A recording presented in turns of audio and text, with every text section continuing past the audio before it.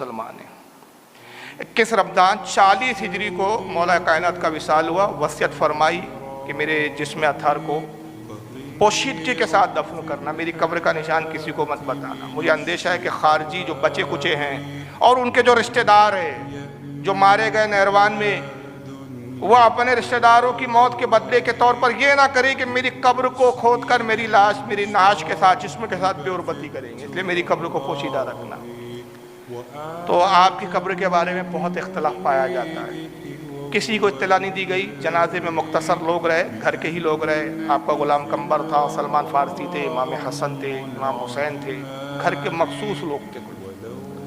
अब्दुल्ला बिन जाफ़र वगैरह घर के अहले खाना के अलावा किसी को जनाजे में आने की इजाज़त नहीं दी गई। और फिर मुख्तलिफ रिवायतें आती है कि एक रिवायत है कि ऊँट पर आपके जनाजे को रखा गया और ऊँट को छोड़ दिया गया। आपने कहा ऊँट पे मेरा जनाजा रखना छोड़ देना, जहाँ ऊँट ठहर जाए वहीं मेरी कब्र बना देना। एक जगह ऊँट ठहर गया, वहाँ इमाम हसन इमाम हुसैन ने कब्र खोदी, दफन कर दिया। एक रिवायत में आता है कि आपने फरमाया खिज़र अलैहिस्सलाम आएंगे, वो तुम्हें राह बताएंगे, रास्ता दिखाएंगे, जहाँ खिज़र तुम्हें कहे वहाँ पर दफन कर देना। बाद कहते हैं कि आपने वसीयत की कि मदीना मुनव्वरा में मुझे जन्नतुल बकी में ला के दफन कर देना। तो जनाजा जो है जिस्म अतहर जन्नतुल बकी लाया गया और जन्नतुल बकी में हज़रत फ़ातिमा के पहलू में आपको दफन किया। हालांकि रिवायत मुहद्दिसीन कहते हैं सबसे ज़्यादा ज़ईफ़ तरीन है। तो कब्र मुबारक को लेकर बहुत इख्तिलाफ है। अब सवाल पैदा होता है नजब अशरफ में आपकी मज़ार है, तो इसका वजूद कहाँ से आया? हारून रशीद अपने ज़माने में खलीफा हारून रशीद शिकार के लिए निकला।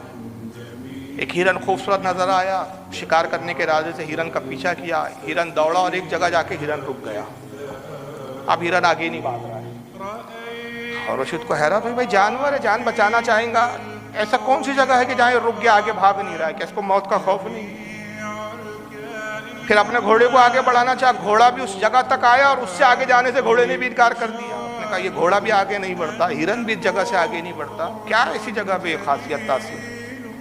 हारून रशीद वापस आए, वाने क्या उनके एक बहुत बड़े बुजुर्ग थे उस दौर के, उनका नाम अभी नहीं है मुझे जहन में, तारीख में नाम आया। उनको बुलाया, साहिब कश्फ थे, बहुत बड़े अल्लाह के वली थे। उन्होंने कहा मेरे साथ बड़ा अजीब वाक़या हुआ, इस मकाम पे हिरन भी रुक गया, घोड़ा भी आगे नहीं बढ़ा, आखिर क्या बात है? आप आइए ज़रा देखिए, पता कीजिए। वो आए बुजुर्ग, आंखें बंद की, कश्फ किया, कहा ये वो जगह है जहाँ मौला अली मदफून है और इस जगह के एहतराम की बुनियाद पर जानवर भी इससे आगे बढ़ना नहीं चाहते।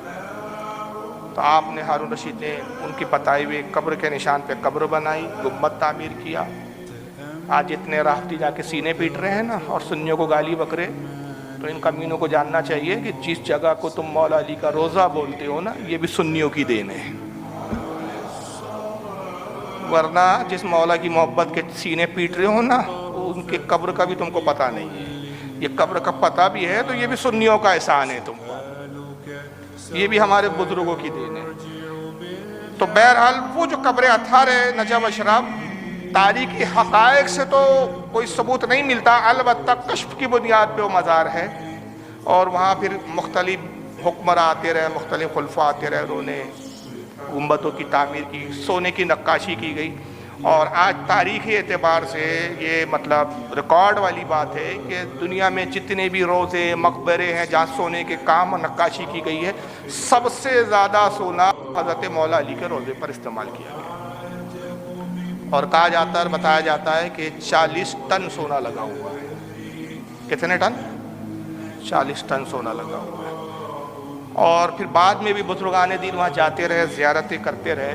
तो मुसलसल बुजुर्गों के कश्फ और मुसलसल बुजुर्गों की हाज़िरी से अब गोया सूफिया इकराम के नज़दीक और बहुत हद तक और भी उलमा ने इस बात पर एक तरह से इत्तेफाक कर लिया है कि यही मुमकिन है कि यही हज़रत अली का रोज़ा हो।